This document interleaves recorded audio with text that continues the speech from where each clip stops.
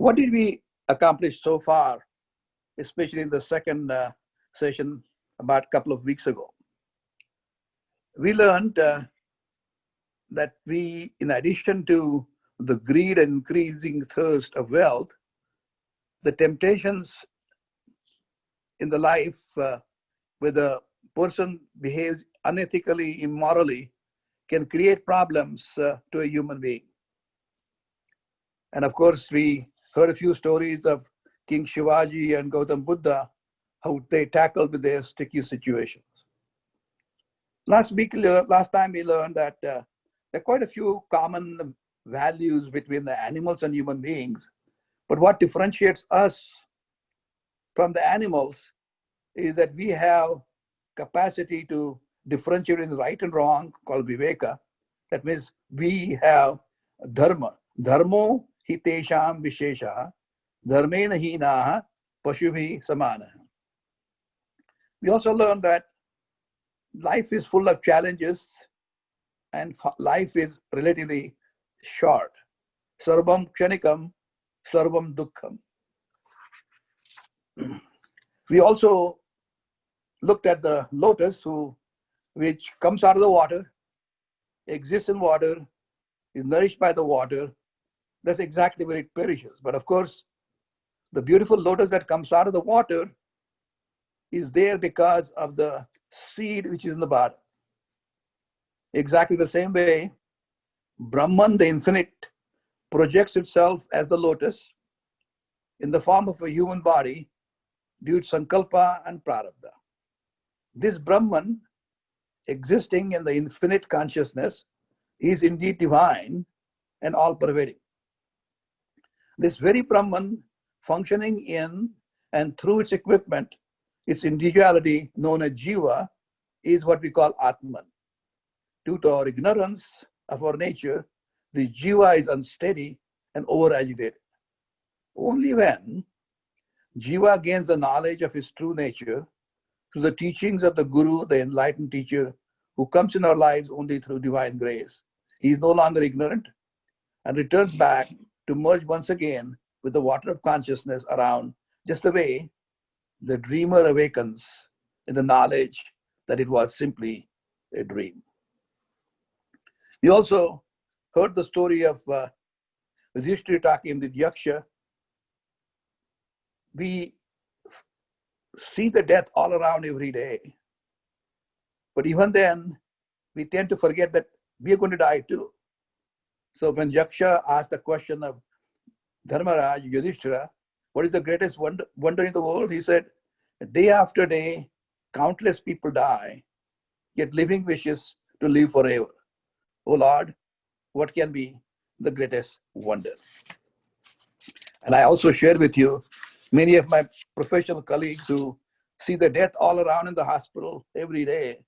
They behave, their personal behavior in an inappropriate manner, smoking, chain smoking, and driving cars very rashly.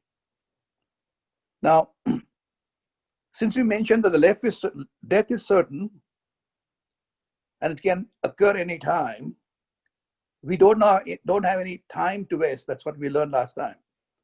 So in order to reach that state where we are content within ourselves, there are more desires left, you have to work very hard, try to gain the proper guidance of an enlightened teacher, and come and learn our true nature in this very life before it is too late. And what happens, unfortunately, as Shankaracharya reminded us, is that as we go through our life stages, everybody seems to be busy with lots of different things. When you're little kids, we like to play all the time. When you're youthful, we are involved in the passionate activities.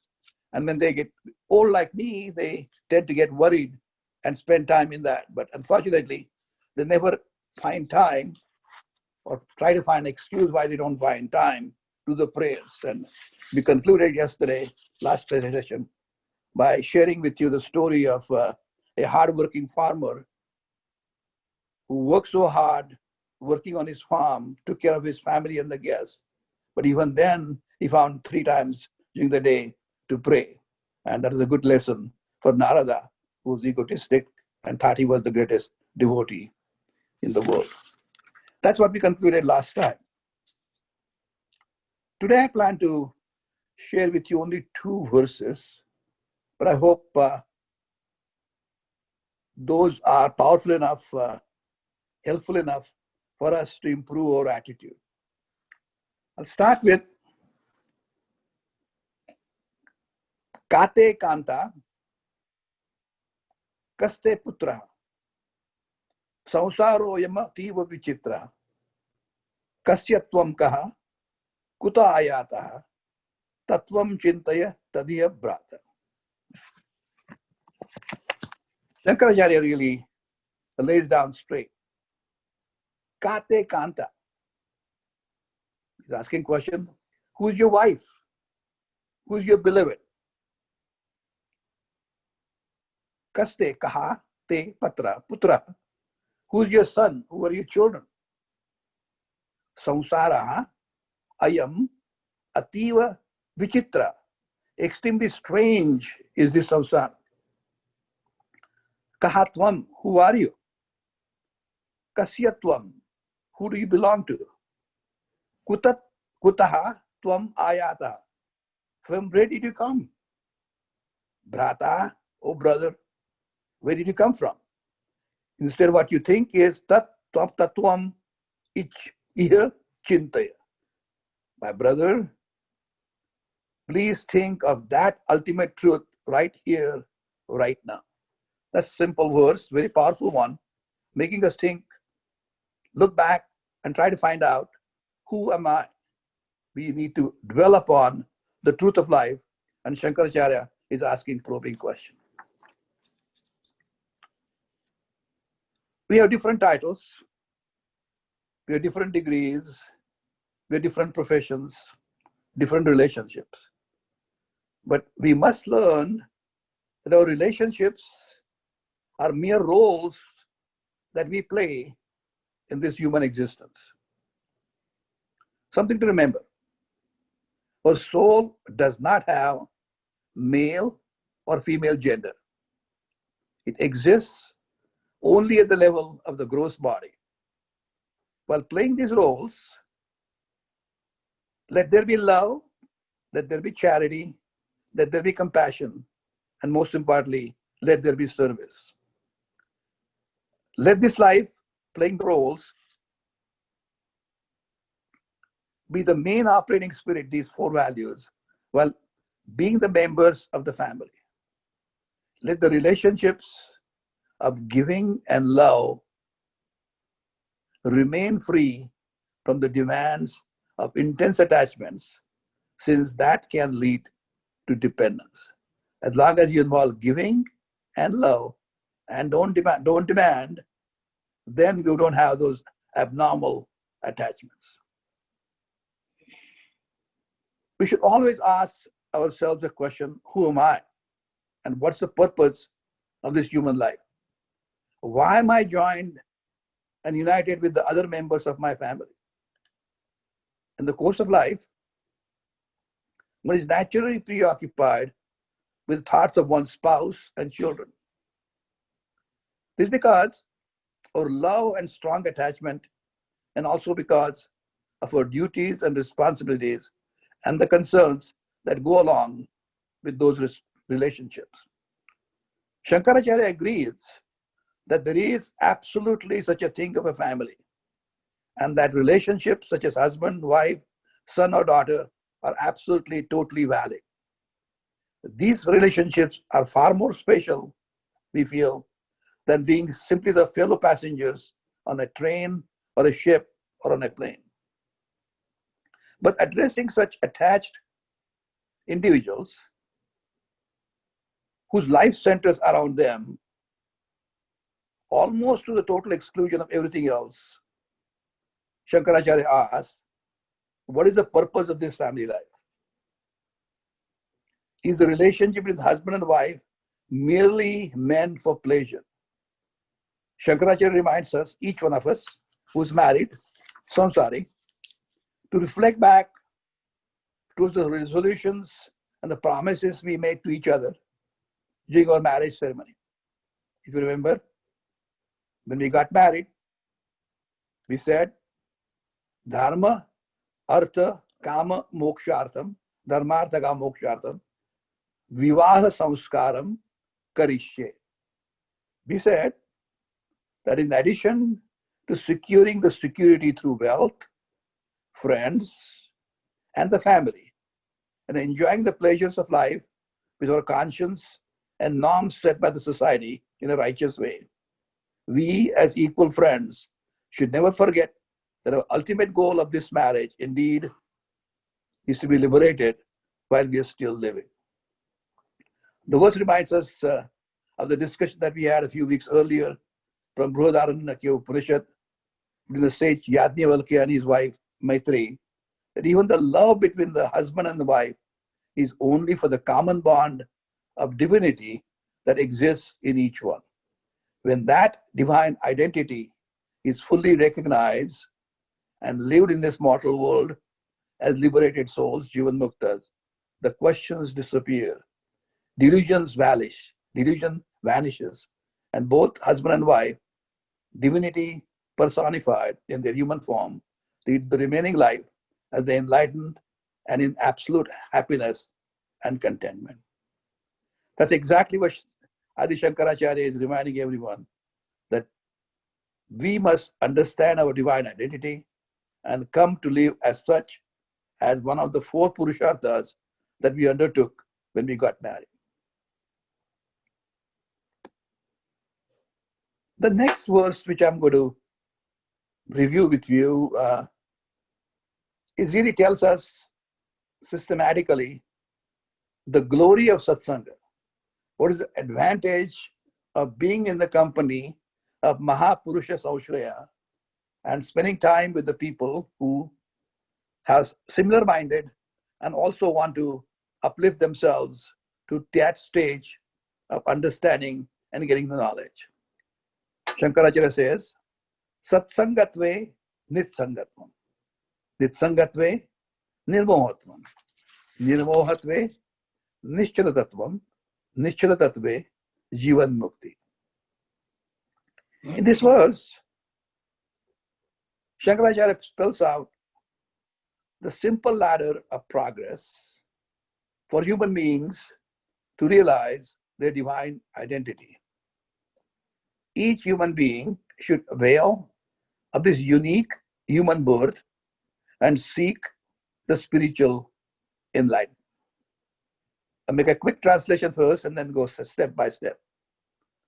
Satsangatve, that means through the company of good individuals, there arises Nitsangatma, non-attachment. Nitsangatve, Nirmohatam. Through the non-attachment, there arises freedom from delusion. Nirmohatve, Nischala Tattvam. Whenever there is freedom from delusion, there is the immutable reality, Nischala Tattvam.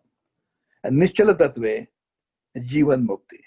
On experiencing the immutable reality or realizing the immutable reality, there comes the state of liberation in life, living as a liberated individual in this very human body.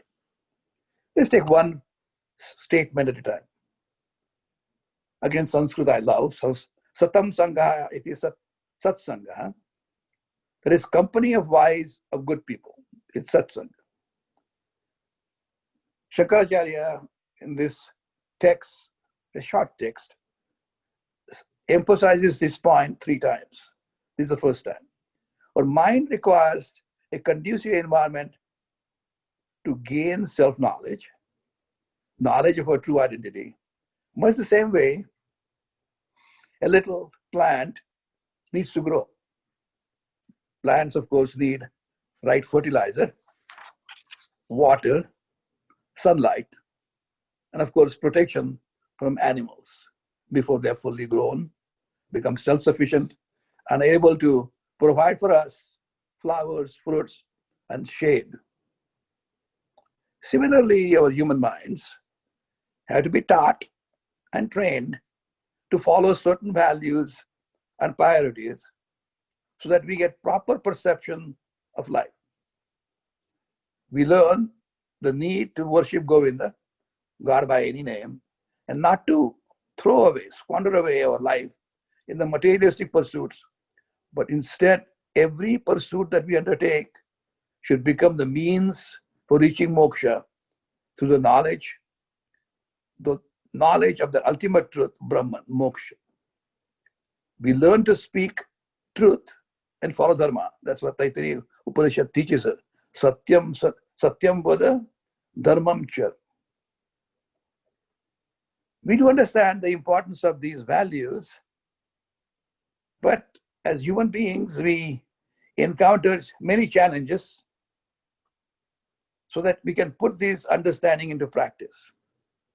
In addition to natural human tendencies of laziness and lack of discipline, the temptations of the outer world create distractions. Katha Upanishad mentions us, Paranchikhani Vyatrunan Swayambhu Tasmat Paran Pashyati Antaratman Kaschid Dhira Pratyagatmat Aikshat Avrutta Chakshu Amrutatvam Ichan. I'll take one word at a time. So, the Lord has made this mind and the sense organs extrovert. That is why man always looks outwards and never into himself. In seeking pleasure or security or solution to his problem, he is drawn into objects and situations of the world and never looks within himself to attain exactly the same. Let's break it down, Sanskrit, step by step. Kaschit dhira, the wise, discriminating person, not average person without proper guidance and trainings. The wise, discriminating person, kaschit dhira, patya gatman aikshat, patya gatmanam aikshat, one who wants to see the self, withdraws his attention from the preoccupations with the pursuit of the world because he desires immortality. Amrutatvam icchan. Because he wants to desire immortality, he wants to do certain technical steps. But however, as he withdraws, he does not become isolated. Remember, this world is real. It came directly from God. So even though he is withdrawing, he's not getting isolated from the world. Only thing that changes, proper guidance, is his relationship with the world changes. It's not one of exploiting, but his attitude becomes one of giving. It's a relationship of worship. He becomes an introverted person. That means he acquires an abiding mind, a mind with utmost faith, Shraddha. Now, Shraddha is not a blind faith, but willingness to advance his studies till the goal is reached through personal convictions. Such a person maintains a positive outlook that he would reach the goals to answer all the fundamental questions of life and entertains no negative thoughts whatsoever. Shraddha also means absolute confidence, utmost sincerity to pursue God, and intense longing to reach that goal and not stop till the time he reaches it. The satsanga, or the company of those who are good and have wisdom and insight, do exert a very positive influence upon us.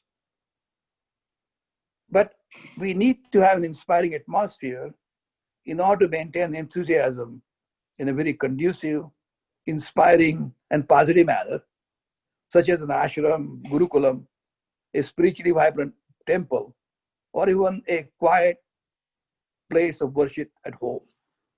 Our mind is very delicate, and that must be treated with care. It is important to be with those who have good values, and those who are devoted to God have Shraddha. Avoiding the company who lack Shraddha has to be categorically avoided. Never allow that kind of company in your life. It's interesting. Santa Tulsidas, and this is favorite of Professor Rambachan, comparing the human mind to a beautiful garden of plants and fruits, suggests that we should cultivate good attitudes and thoughts so as to create a protective fence. Unfortunately, he says, it still has 5 openings through which animals could enter and destroy that beautiful garden. These 5 openings, he says, represent our 5 faculties: to see, to hear, to smell, to taste, and to touch. Their interactions with the external world can bring about challenges in our life that we need to deal with and overcome them by establishing a proper relationship with the outer world. Now let's look at it very carefully. Satsang, company of good, experienced, wise people, creates detachment. To have love for your friends, family, wife, children is not an attachment. Let me repeat. Love for your family, friends, wife, children, husband, wife is not an attachment. Love is something we should and must always have. Unhealthy attachment or dependence is exactly what pollutes that love. Detachment is misinterpreted as an aversion to the sense objects of the world. Let me repeat. Detachment is misinterpreted as an aversion to the sense objects of the world. That's not so. This world is meant for our enjoyment. However, this enjoyment should not lead to an unhealthy relationship in which we lose our objectivity to the people and the situation of the world. In such cases, we allow our happiness to be determined entirely by the situations and objects around us. What happens in attachment? In attachment, we tend to superimpose on some things a value which is greater than they have. And in aversion, we see less value in them than they deserve. What happens in satsang? It is satsang, the company of good, that enables us to slowly become free from both the attachment and the aversion. We are able to balance it out when you see good things in individuals and inappropriate things others without having one or the other. The company of good people is easily available in Gurukul or the place of worship where the love is for all human beings is preached and not simply for those with one specific faith tradition. Here, the company of enlightened people in their physical company, we learn not simply from their words and their scholarly discourses, but also through their interactions with fellow beings, animals, and the environment. We can observe them how they relate to people and situations.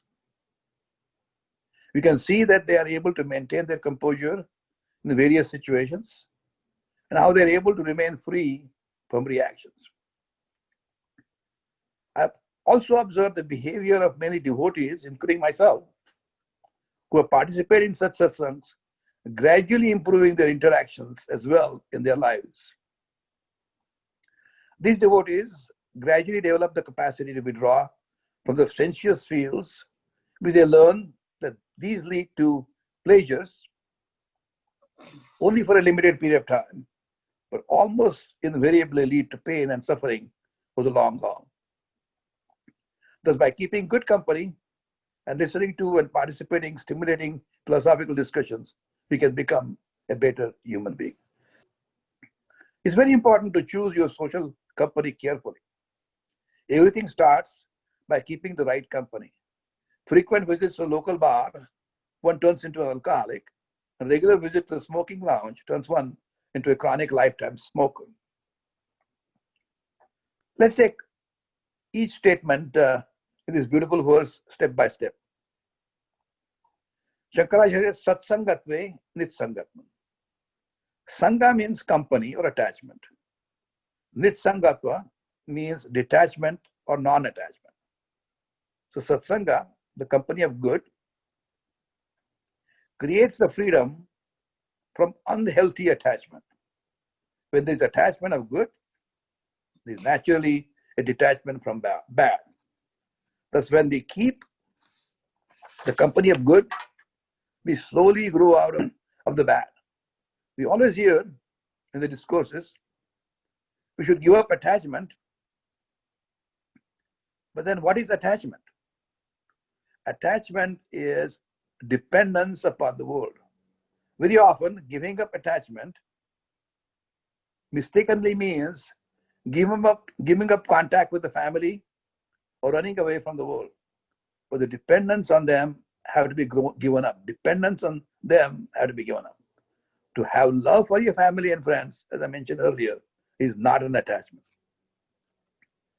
When the sense of overwhelming or unhealthy attachment is withdrawn and the selfish desires are dissipated, the mind becomes clear, slowly becoming free from moha or delusion. When the delusion is no longer there, all the delusionary false values have disappeared. We reach a state of nirmohatvam. The clarity of vision returns, the mind gets pure. What is meant by purification of mind? Raga dveshas, or unhealthy attachments, unhealthy attachment raga, and aversions, dvesha, are the impurities of mind. Such a pure mind enjoys peace, serenity, and composure. Just the water becomes transparent when the dirt is removed from the mind. Mind becomes clear when the dirt is taken out. And the mind becomes pure when we get rid of the raga and dveshas, unhealthy attachments, and abnormal aversions. Mind becomes pure, serene, and enjoys the tranquility in the mind. Now, this pure mind, nirmohatve nishchidatva, this pure mind understands the truth. The tranquil mind becomes objective. It is able to understand exactly what the scriptures tell us. Until then, whatever we hear, whatever we read, is processed by a mind distorted by raga dveshas. When these distractions are no longer there, the mind is able to appreciate the unfoldment of the vision of the scriptures. Our mind is able to understand very, very clearly what the scriptures reveal. It is exactly how the knowledge takes place, and one slowly gains an abidance in that knowledge. Understanding the truth leads to the liberation while in this very body. When abidance and knowledge happens, there is freedom even while one is alive. Nischala tattve, jivan mukti.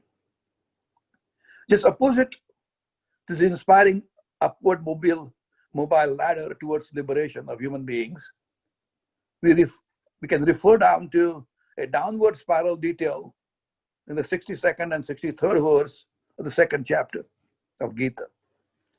Shri Krishna says, Dhyayate vishayan pusa sangasteshu pajayate sangat sanjayate kama kamat krodho vijayate krodhat bhavati sammoha sammohat smriti vibhrama smriti bhramshat buddhinasya buddhinashat pranashyate. One who thinks about the material pleasures and loses his objectivity gets attached to those pleasures. The unhealthy attachment arouses the desire, kama, in the mind to get those pleasures. When these pleasures elude him, then the anger is born, krodha. The fuming anger leads to the delusion, sammoha. He loses the clarity of vision, and which that leads to a distorted memory called smriti bhrosha. And this confused memory leads to loss of discrimination between right and wrong, ethical, unethical, moral, immoral, buddhinash. And trust me, buddhinash takes place, that person is destroyed. The message is quite clear in those two verses.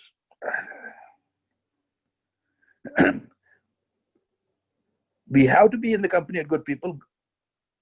Satsang is going to change our behavior or attitudes. We'll understand what our relationship with our family and friends should be. We prevent the dependence on any material things or even the family members. And we have to choose the right company as your friend's social circle as well.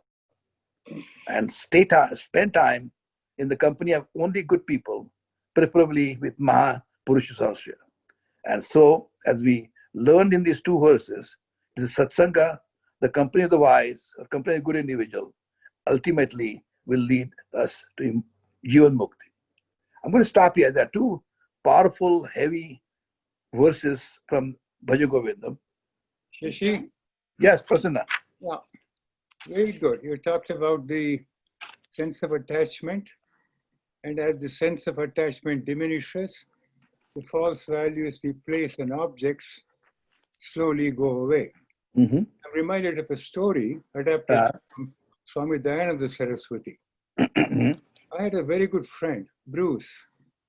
He was deputed to Australia by his company to set up a factory. 2 years. So Bruce came and asked me, will I house sit when he has gone to Australia? I said, of course. I wasn't married then. I said, of course I'll house sit you.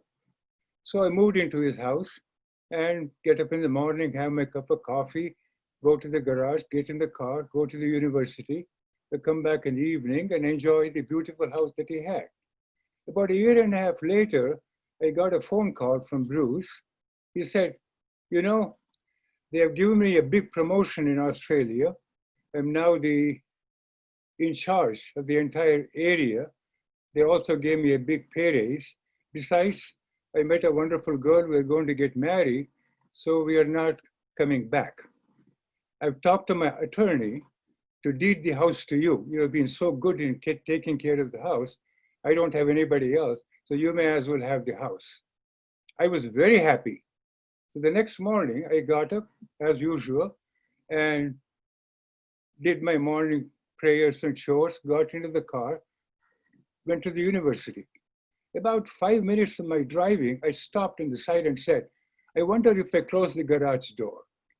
I wonder if I shut off the coffee pot. I wonder if I shut off the kitchen faucet. Nothing has changed, except now he said the house is yours. And so you see how the attachment, the false values begin to prey on me. Took me a long time to realize that nothing has changed, only I have changed. So that's a very good story that Swami Dayananda used to say. So you have to be very careful in putting false values on things where they don't belong. And then you will slowly detach yourself from objects. That's all. Thank you very much, Shashi, for exploring these two verses in great depth. I'm very happy that in your interpretation of or your discussion on the first verse that you treated, Kate Kanta Kaste Putra, you commended the value and significance of human relationships, especially marital relationships. And, because sometimes, as you very well know, sometimes the interpretation of verses like these end up negativizing completely all of these relationships. But to commend and to hold up the positive dimensions of these relationships and to present these relationships as having the potential also to lead to deep spiritual growth and eventually liberation, I think it's very important, because the relationships themselves, as you said, are not samsaric in and of themselves. It all depends on the quality of those relationships. And I think I mean, one point also that you made, and I think it's so important today, especially for a new generation. And this is the the Hindu vision of the good life as constituted of the four purusharthas: dharma, artha, kama, and moksha. And I somehow I think that these are universal values, universal goals, and we need to present these more and more as requisites, as basic requisites for the good and fulfilling human life. That there is a way in which the pursuit of life's highest goal, parama purushartha, moksha, is also compatible with artha and kama, and of course unnecessary for the ethical dimension of dharma. Sometimes even some of the verses of Shankara, one has to bring this kind of interpretation that you brought, because Shankara, as even a verse like this, he's writing to the male sannyasin, Sure. Kate Kanta. But Yeah. we have to then, and that is his context, right? That's his historical context. But if the text is to speak to us today, as you are clearly intending it to do, then I think one has no choice but to go in the direction that you went with that verse this morning. So I appreciate very much, Thanks. Joshi, what you said. Thanks, Anand. Any other questions or comments? Yes, I would like to say a little something. Hi, Joe. First of all, totally support what Anand just said. I had exactly the same reaction, that you highlighted an interpretation of Shankara that applies to the real world of my experience, not something abstract and not a withdrawal, kind of a closed off withdrawal from the rest of the world. And that distinction was extremely important to me. I have a question.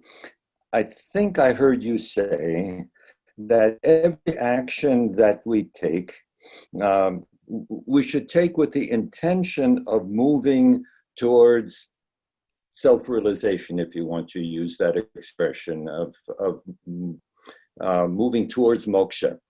And what I wondered is whether one can take that teaching and interpret it as the fundamental meaning of dharma. That a dharmic action is an action that does exactly that.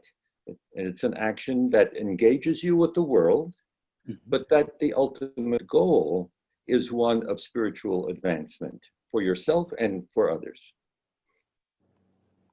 I think that makes sense. I think taking on your first comment that you made, in our way of thinking, both ways of life are healthy and take us to the same ultimate goal of understanding divinity. One is called sansari, who is a married person. Other one is sannyasi. Not one is better than the other, and it's something to be emphasized over and over again. Majority of us are samsaris and married. But when you get married, as we talked earlier, it's important that both the spouses, husband and wife, realize that this is a buddy system. I personally find it very helpful, because if I'm down, my wife picks me up. And if she's down, which rarely happens, I try to pick her up. What I'm trying to say is that for personally, this has helped me a lot. But there are some people who want to directly go to sannyasi. And something to remember as average person like us is that just because you put on a saffron robe, that doesn't mean you got knowledge. They have put on the saffron robe, we have gotten away from the material life, but they have a long way to go too. So it's very important to realize, just as we are trying to learn all these things as samsaris, the sannyasis, after wearing the saffron robe, are also learning that. So they have a long way to go. And as you rightly said, all the purusharthas that we talk about are not compartmentalized. They're all together. That means you follow the ethical code, moral values. You need certain basic security to survive. You need love in life, supporting each other. And then you have to remember is that there are a lot more important things in life, which is the ultimate goal of getting liberated in this life. That only comes about by trying to understand who we really are, try to find out where origin is. And that's where you go to the bottom or the seed to realize our true nature. Once you're able to reach that particular goal through guidance. I mean, when we got educated, we had a teacher who guided us. We went through that. But again, you have to remember, the education comes, Joe, from 4 different steps.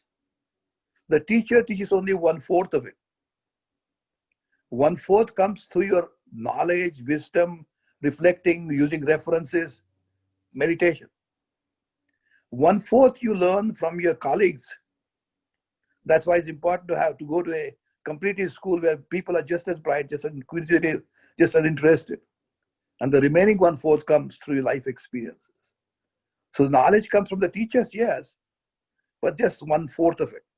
And I think we are very lucky that we get together in this particular format where we participate in discussion and interchange of ideas and enrich one another. So thank you, Joe. Appreciate your comment. Namaste, Rishi Baru from Trinidad in the Caribbean. And Thank you. Ravita Namaste. Singh, you. Namaste. Thank you for Namaste. that commentary. Just before I came on, I was looking on CNN at Fareed Zakaria doing an episode on conspiracy theories. And he was saying what causes people to believe in something that is so outlandish sometimes, in many cases without any evidence of it. And it kind of speaks to the point of satsang and who you associate with.